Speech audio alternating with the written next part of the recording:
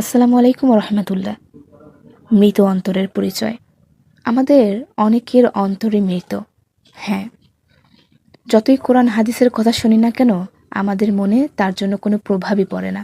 চলেন এই বিষয়ে আজকে একটি আলোচনা শুনে আসি, যাতে একটি হলেও আমাদের অন্তর আবার জীবিত হয়ে ওঠে। একবার হযরত হাসান বসরি এর খেদমতে এক লোক হাজির হলো। লোকটি খুব অস্থিরতার সাথে জিজ্ঞাসা করল, হযরত, আমার কি হয়েছে জানি না, আমার অন্তর মনে হয় ঘুমিয়ে পড়েছে। হাসান বসরি বললেন, কেন? লোকটি বলল, আপনি যতই নসিহত করুন, কোরআন হাদিসের আলোচনা করুন, আমার অন্তরে এর কোনোই প্রভাব পড়ছে না।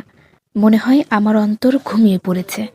হাসান বসরি বললেন, বাস্তবেই যদি অবস্থা এমন হয়, তাহলে এই কথা বলো না যে অন্তর ঘুমিয়ে পড়েছে, বরং বলো অন্তর মরে গেছে। লোকটি বলল, কিভাবে মরে যায়? তিনি বললেন, ঘুমন্ত ব্যক্তিকে নাড়া দিলে সে জেগে উঠে যায়, আর যদি জেগে না উঠে তাহলে বোঝা যায় যে সে মারা গেছে।